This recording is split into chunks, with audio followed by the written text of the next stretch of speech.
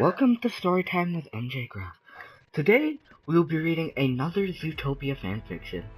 We are not starting at the beginning of this because we're getting to the interesting shit right away. It is Winter Snuggles 2. Okay.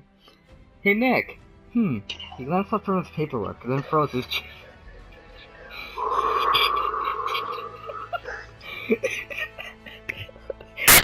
Fuck! As Judy slowly and deliberately let the towel drop from her bare body. I demand that you have your way with me. Fuck. Oh, it has a warning at the beginning.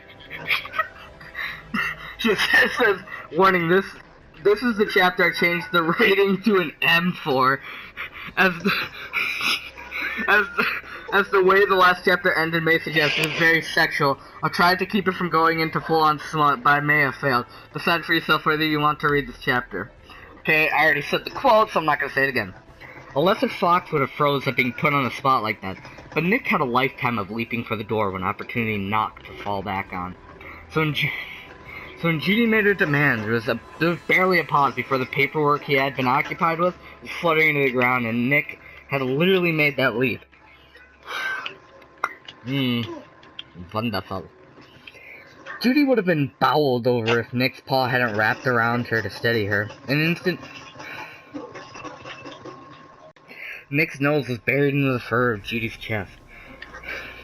There were other things he wanted.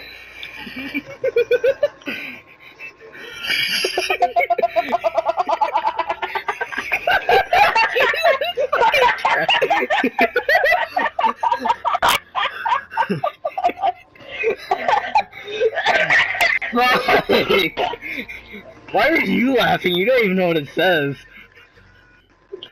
There were other things he wanted to do that he was explicitly freed from their slow dance of gentle escalations. A lot of things. Oh my God. But with Judy freshly cleaned before him.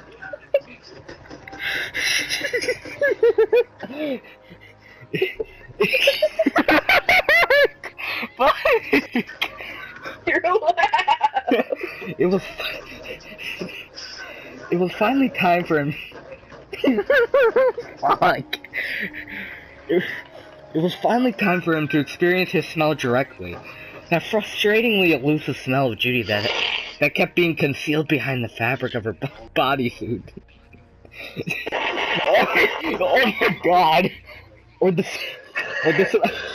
spicier smell of her sweat, or even his own sweat scent, which she seemed to go out of her way. Oh, and I didn't get my glasses for this. Sorry. Just like show a card of technical difficulties. Yeah, sorry about this. Just fire everywhere. There we go, that's better. I also posted some depressing shit on my Instagram. Go check it out. Instagram/mjgraf. No, how your name is on there. It's Doyen Deutsch. Okay. But she seemed to go out of her way to cover herself in. With all of his previous dating experience consisting of various types of foxes being unable to constantly smell his partner, had been obscurely frustrating on a bone. Deep instinctive level. But now there was no obstruction.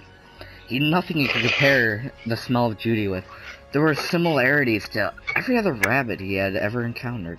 Of course, but the smell of Judy specifically had become so laden with positive associations that to him, it was utterly unique.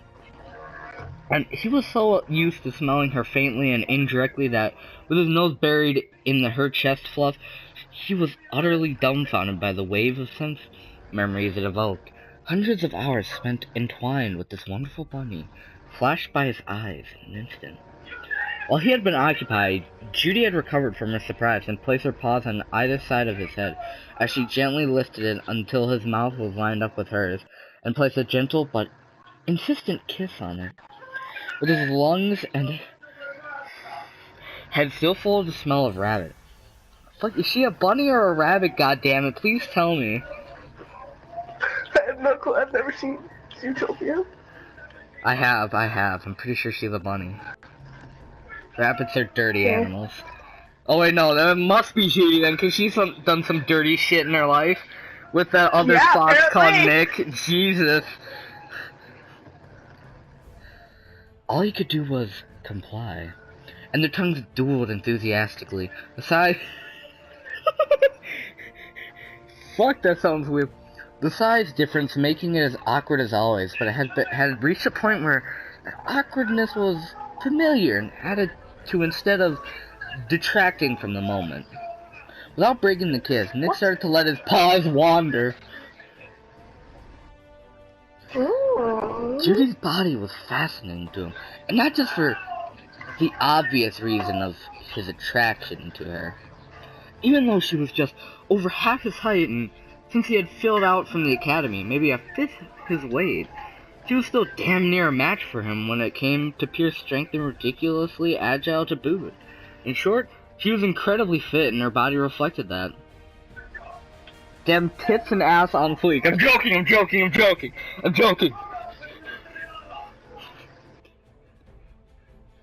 In short, she was incredible. Oh wait, no, I already read that. Beneath that soft rabbit fur and delicate rabbit skin was... Fuck, like, is this special anyway? Pure rabbit muscle. Fuck, I thought you said she was a bunny, goddammit. Okay.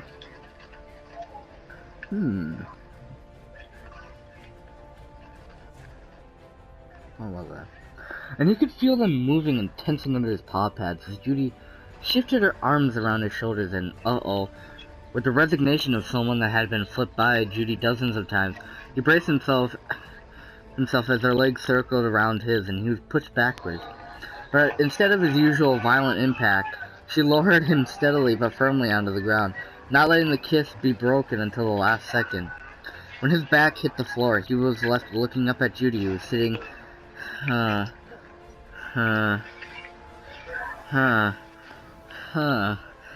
who was sitting astride his chest, and he raised his eyebrow in a silent question. "You're overdressed, Nick," she panted, patting her paws on his shirt in demonstration. "Who's having their way with who here?" he replied, but complied, undoing the top two Fucking why? Why? Fuck, you sound like such a fuckboy, Nick. Get your shit together. Fuck, like, dude, this is fucking undoing the top two buttons of his shirt and then giving Judy a look. Oh, okay, this next part. Are you ready for this, Leon? Sure. Giving Judy a look. Since... This sounds so fucking cringe. Since her bare bunny butt was blocking his access to the next one down. Oh shit, you in heat now. She shuffled up his chest to sit practically straddling his neck. As wait. Was that line actually in the fucking thing? The movie? No, I'm talking about the actual, like, thing that you're reading, a fanfiction. Yeah. Like, that you're really deep now? Is that an actual line in there? Holy shit.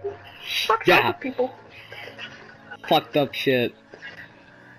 She shuffled up his chest to sit practically straddling his neck. As he continued to undo the buttons of his shirt, he became aware of an entirely different Judy smell. One he had only had a close encounter with once. But his memories of that were fogged by wine. Fuck, oh, I should have read the first one. Basically, he, like, fingered her with her tongue. I'm not gonna use the actual word that he used because it's fucking cringe. Just say it.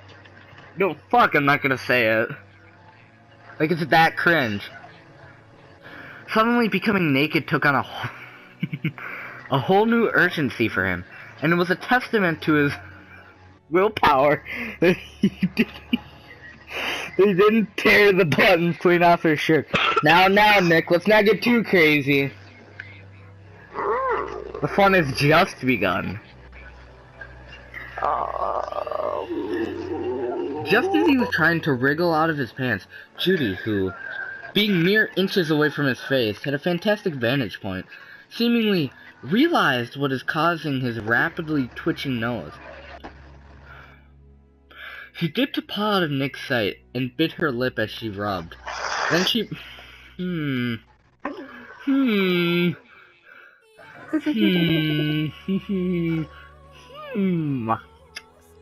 it. Then she brought her paw back into view, now damp, and held it enticingly above his nose. He inhaled deeply. Ugh. Oh my fucking god. He inhaled deeply and moaned deep in his throat. His tongue His tongue flicked out, but Judy pulled her paw clear. Truth be told, he was playing it up a bit for Judy. What Judy's smell was endlessly fascinating to him, and were loaded down with positive associations. And the smell of a rabbit in general, and this rabbit in particular, had completely taken over his predatory instincts.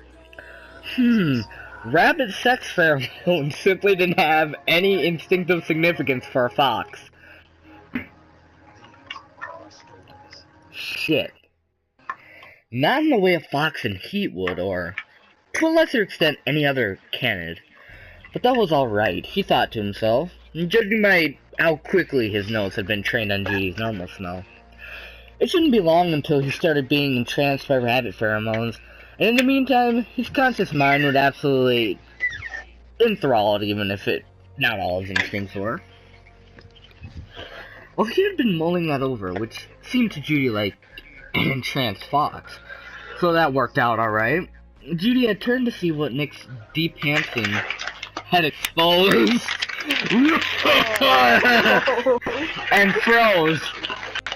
Stop with the sound, Leon. I'm reading. This is Storytime with mjgraf. Sorry.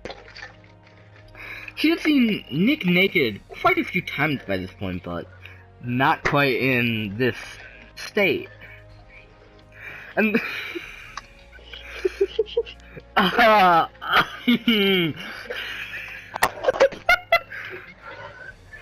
she had, and the sheer size disparity between what she was looking at and the size of what her body was intended to take was intimidating for a brief moment, but then Judy's essential nature took over, and she was filled with determination, even in the face of a seemingly insurmountable obstacle. But while she was recovering from her shock, Nick had struck.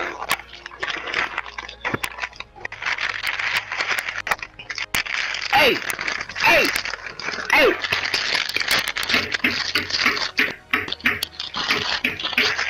Stop with the noise, please.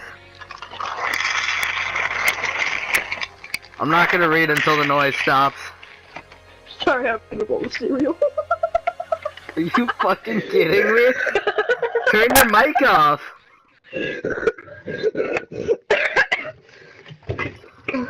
Okay. His paws on either side of her, he lifted her up and spun her so that her body was pointing in the direction she had been looking. Then pushed gently on her back, gentle enough that if she hadn't gone along with the movement, she would have remained upright until her nose was buried in the fur of Nick's lower belly, and she was almost touching with the nose. I don't want to read that, but I know I am, so I might as well get it over with. Okay. So that the nose part of her anatomy that had so entranced her a moment ago, but before she could decide how to take advantage of this new position, the intent of Nick's plan became clear as his...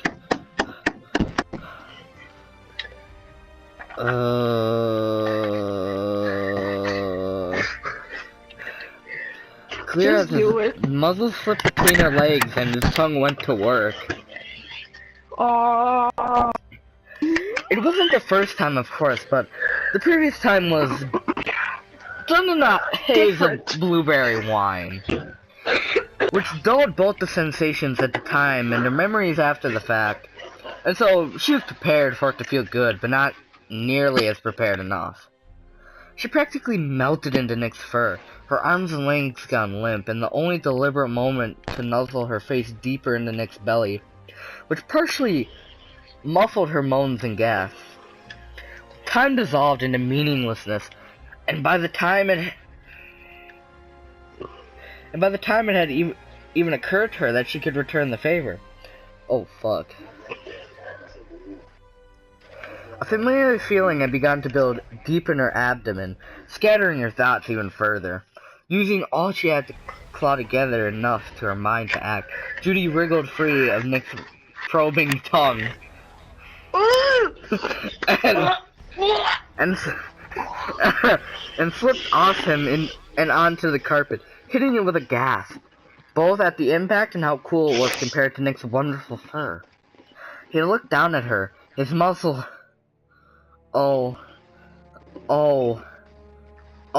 shit. Muzzle so soaked it was dripping and his expression concerned. Something wrong? She looked up at him, panting as she tried to regain her breath. God, no, exactly not wrong, but if you keep that up, I won't last much longer. Nick looked pleased and slightly smug at that. Can't bunny girls do multiple? Some can? I've never managed it, but I've never had a partner as good as you before. Nick's smile widened at that. But we can try it another time. I don't want to risk not having another in me and throw off the rest what I plan for you to be doing to me today. Judy hops, avoiding over-ambition. This really is a day for firsts. Oh, shush. She pushed at his muzzle playfully, and he responded by leaning over and nuzzling her. And she shrieked and wriggled away where again. the fuck are they doing all this? Like a log cabin? Oh my god. It's not an apartment. Oh, Wriggled away as he smeared her own juices over her fur. Nick! Though spontaneity had sparked this encounter. When given a moment to catch her breath, the part of Judy that was neat and organized took over, and she and Nick relocated to the bed. To the spare bed, actually. It had never seen a moment's use since Judy had made it back when they first moved in, so if they were going to make a mess, it might as well be there rather than in their nice comfortable blanket warren. I'm surprised you're still well up, Judy confessed with a glance down Nick's body as they settled down onto the bed side by side, face to face. I was too distracted to pay you any attention earlier. Nick eyed her incredulously. I had a moaning, quivering, naked bunny girl draped over my chest. You think there was any chance I'm going limp at all? You give yourself too little credit. Judy blushed but smiled in response, leaning in to give him a grateful peck on the lips. With that pussy! I'm joking. While he was occupied with that, she pushed at his shoulders, and he obligingly rolled over onto his back, and the part of him now pointing up at the ceiling once again struck Judy, metaphorically speaking, with its size. Seeing Judy's gaze and the slightly intimidated look on her face, Nick spoke up. You know, it's okay to not climb a mountain all at once, Nick said, half jokingly, half actual concern. It was meant to dissuade her. It did the exact opposite. Judy stood up and walked closer to the object of her attention. A mountain? Overstating things a little, aren't you?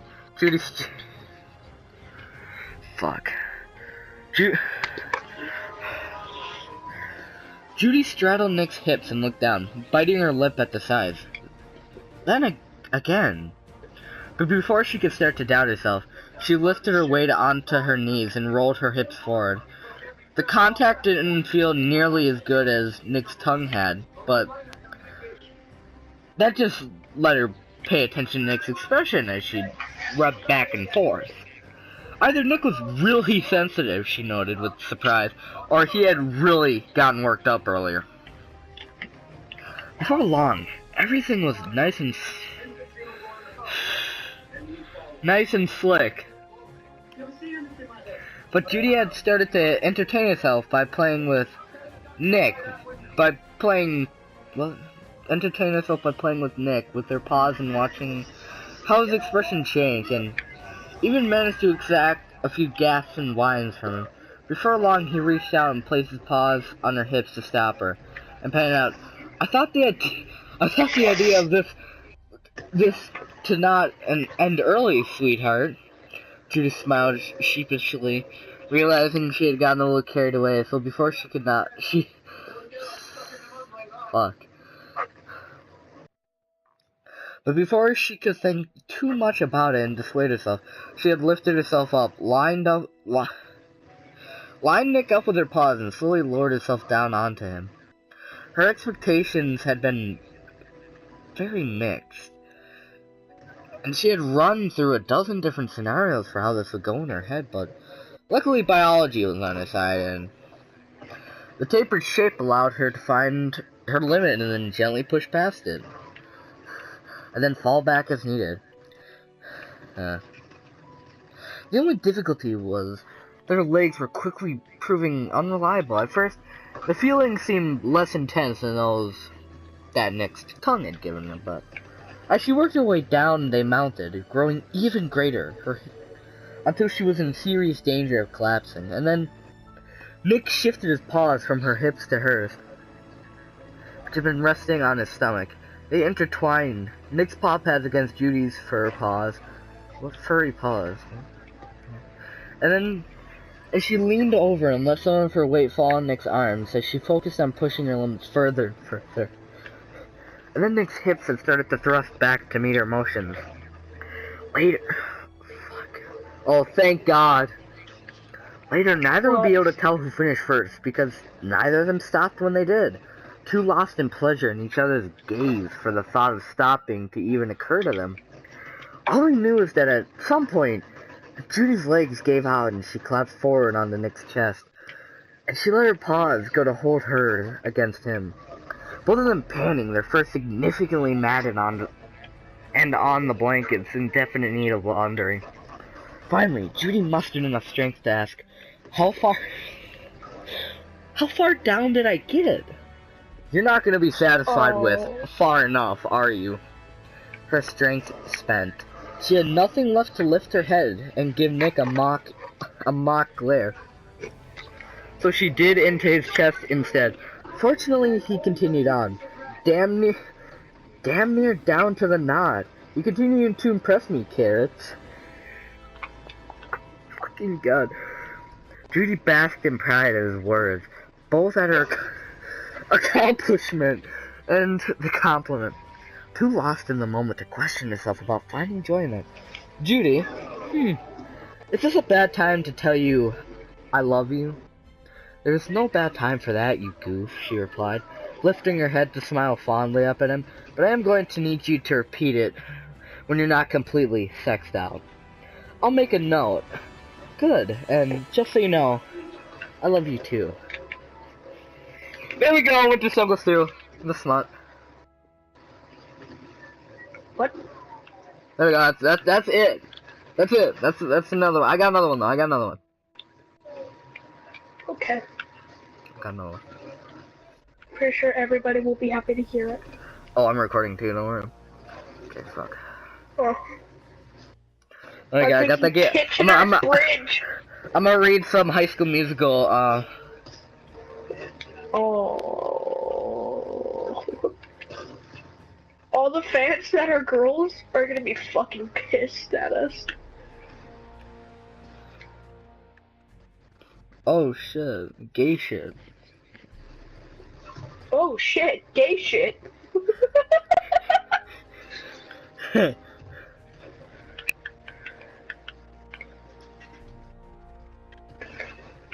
No, I think it's the first one. Never mind.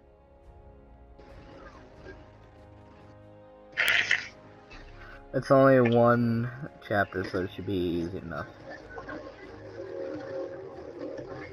Oh, this is it, this is it, this is it.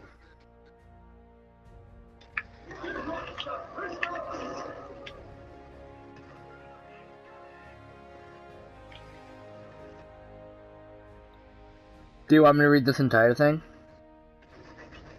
I mean, it's honestly up to you. Oh shit, no, it's not the right one.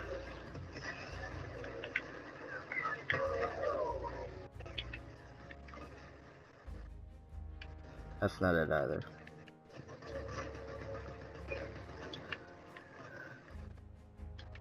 Not it. I gotta find it, it's pretty funny, my friend. It's like, it's not explicit, but it's just, it's fucking weird.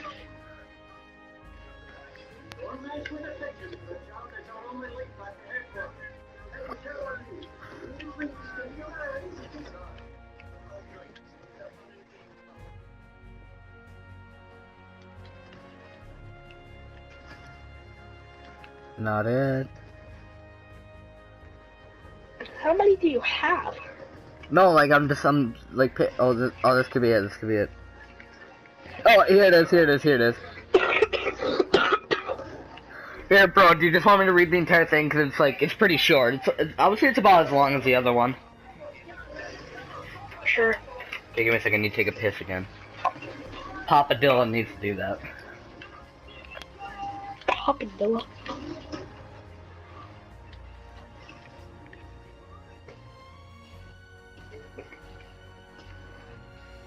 What the hell?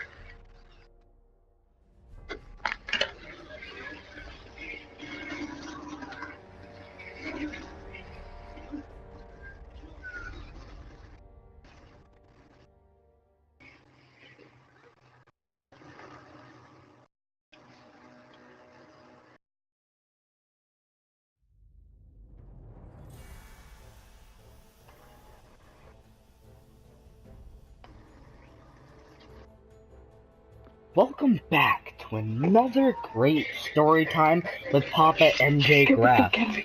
Today it is Scoring in Troy's Secret Hideout. It is a high school musical fan fiction.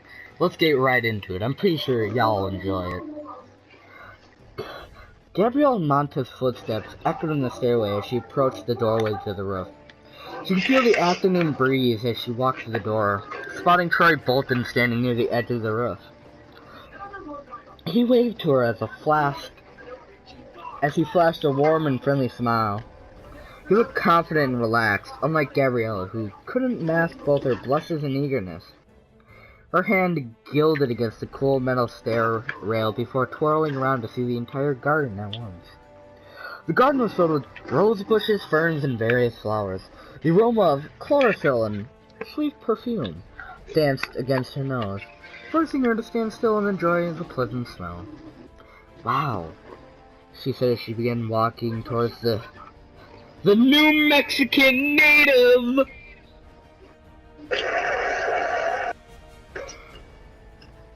Fucking Mexican! This goes out to you, Dominic. I hope you read this. You're getting laid. Okay, Troy's gonna be Dominic now. We're switching that name. Because it has a Mexican in it. She hoped he didn't notice how she tightened her grip on the stair rail. Oh, she's gonna be tightening her grip on something else later. Oh yeah. On the stair rail and held onto the rail as she bounced over to him.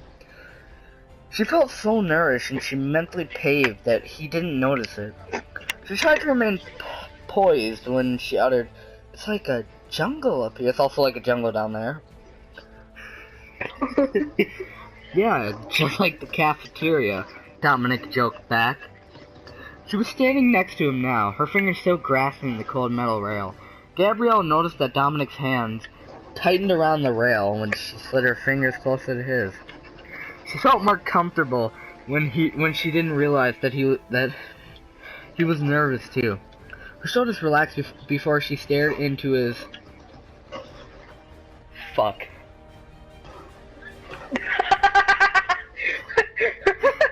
Before she stared into his fuck. That's not what it said. Just give me a second. You don't want to say it, do you? No, it's something else.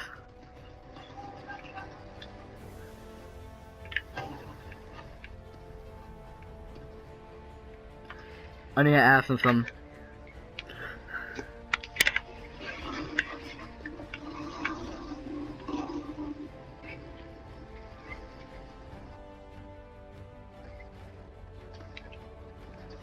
Let's just say they're brown.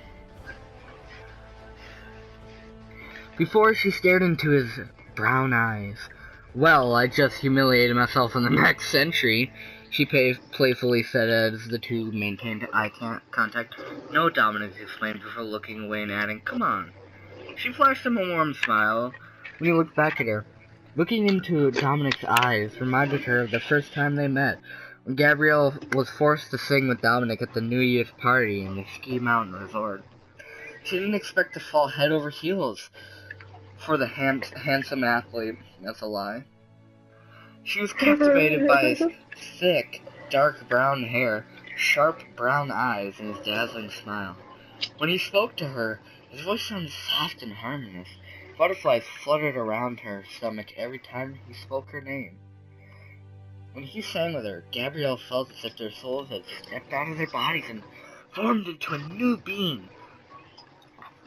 A harmonious siren. On top of anything, Dominic was kind, thoughtful, and mature. He was her Prince Charming, and everything he did felt like magic. If he was Prince Charming, then she was Cinderella. Gabrielle excelled in math, so she knew that the odds of her meeting a guy like Dominic... It wasn't true. No, it's not. It's not. Not! Dominic were the same odds of Cinderella meeting Prince Charming. It wasn't that she thought she was unworthy to be Dominic Carance's girlfriend. The fact was that it was nearly impossible to find someone as perfect as Dominic. Her chances were slimmer, but she considered how rare it was for a guy like Dominic to pursue a girl like her. She knew that she was pretty, but she never considered her appearance as to be one of the best features. She prized her kindness and gentleness. Not gentle when she's sucking that dick, though. As two of her best qualities. Her most defining quality was her intellectual superiority. In other words, she was surprised that John Adams, star basketball player, would fall for a shy science geek. Gabrielle's attention snapped back to reality when she felt a gentle wind graze against her hand. Her hair fluttered as the wind intensified, forcing her to remove her hand from the icy cold metal rail. She looked up at Dominic, who was staring intensively at her. She realized that the two of them hadn't spoken in a few seconds, which felt more like minutes. She quickly glanced around him, trying to find something to say. So, is this your private hideout? She finally spoke. Thanks to the science club, he began. Gabrielle noticed that he looked at something in front of him as a cocky smile crept onto his face. He's got some cock in his pants, too. Which means my buddies don't even know that it exists. She studied his face, watching how much keeping a secret from his friends gave him joy. Gabriella considered how hard it must be to be the star athlete at John Adams. The other students looked up to him, admiring or envying his popularity. His own father micromanaged his every move, making all the decisions for him. She knew that the part of Dominic didn't mind being in the center of attention. She remembered how confident he was singing on stage at the New Year's party, Although Gabriella couldn't tell, he wished he wasn't so closely monitored. She knew that he wouldn't change his popularity status. She just knew that Dominic enjoyed being the most famous guy at school. You pretty much have the school wired, she said, mostly to herself. Once she realized she spoke out loud, she looked up at him and asked, "Don't you, Dominic?" She noticed that he didn't respond back, so she assumed that her question sounded too evasive. She decided to tell him that she considered the best result of the immense popularity. Seems to be like everyone on campus wants to be your friend. Dominic laughed nervously before saying, "Unless we lose." Gabrielle finally figured out her dream vote's flaw. His insecurity about being a disappointment. For some reason, Gabrielle didn't assume that someone like Troy could be... Oh, fuck! Fuck! I fucked up! Why did I say that? You got too deep, man. You got too deep. Look, let's just skip to the good shit, right? I guess.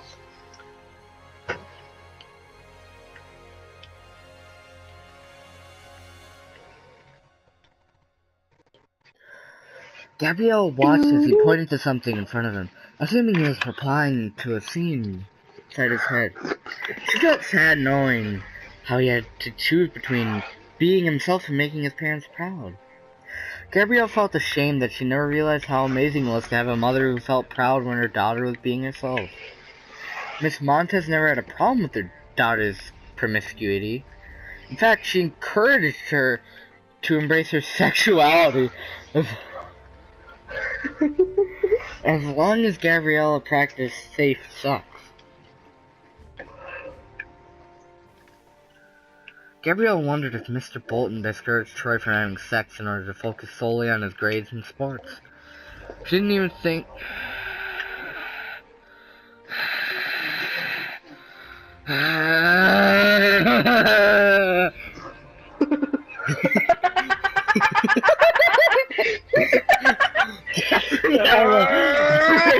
Dude, if Mr. Bolton discouraged Dominic from having sex in order to focus solely on his grades and sports. Fuck. Fucking shit, man. Damn it, fuck.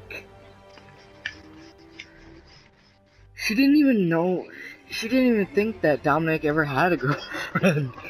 She had jokingly asked Taylor if Dominic had a psycho ex-girlfriend running around, and she was surprised to learn that he hadn't dated anyone from John Adams.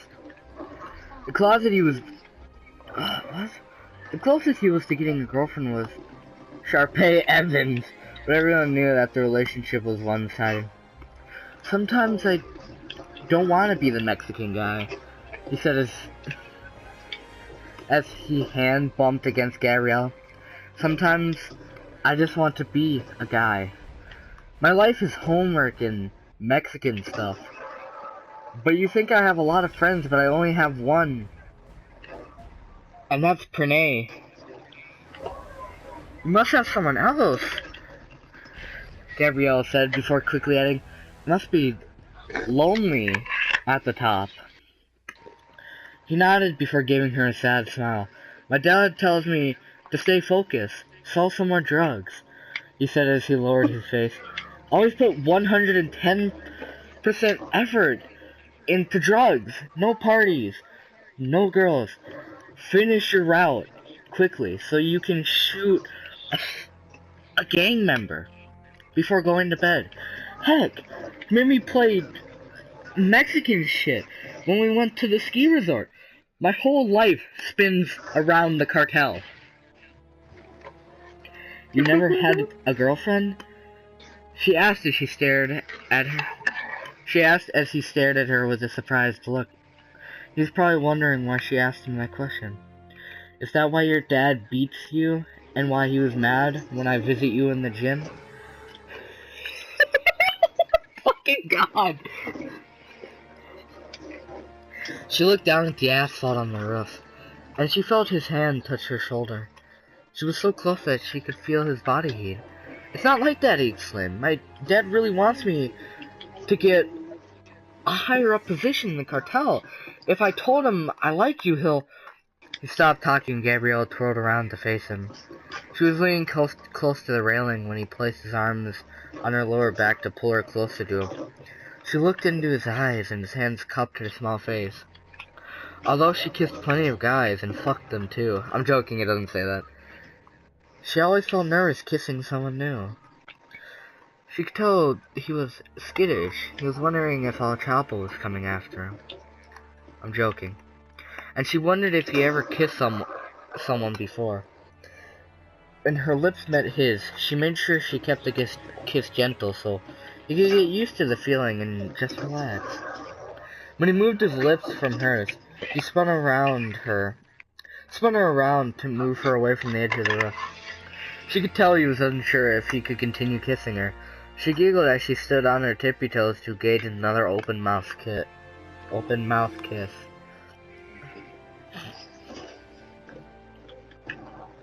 Oh fuck! What? She expected that he was going to let her lead since she knew he wasn't going to force her to do anything she didn't want to do. As the two continued kissing, Gabrielle thought about how romantic it would be if he took her on the roof. When his hands grabbed her slim waist, she wrapped her arms around his lower back and pulled him closer to her. Fuck. Her small breast was pressing against his chest. She could...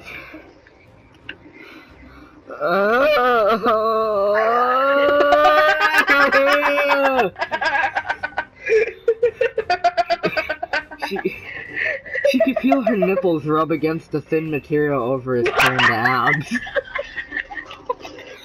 She wondered if he could tell that she wasn't wearing a bra. What a fucking flute. Oh shit. The kiss became passionate when he sucked on her bottom lip. She moaned as she placed a hand in his hair, digging her fingers into his locks. She knew she surprised him when she poked her little pink tongue into his mouth, elicting a groan from the hunky cartel player. She became aware of the hand placed on her lower back before his large hands cupped around her little round bottom, lifting her up as her legs automatically wrapped around his waist. Everything became fuzzy as Gabrielle and Troy's mouths collided against each other, okay? Making her feel weak all over. She vaguely remembered she was being held in the air on top of a roof until she felt Troy's arm tremble. Roof! She panted. We need to get down. He carefully placed her back down before kissing her soft lips again. He stepped back, glancing around before his gaze returned back to Gabriella.